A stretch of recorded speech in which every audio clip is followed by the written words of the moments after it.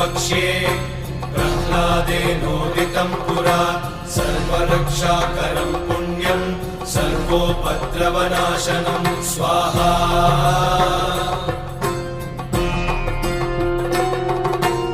सर्वसम्पत्करं चैव स्वर्गमोक्षप्रदायकं ध्यात्वा नृसिंहं देवेशं हेमसिंहासनस्थितं स्वाहा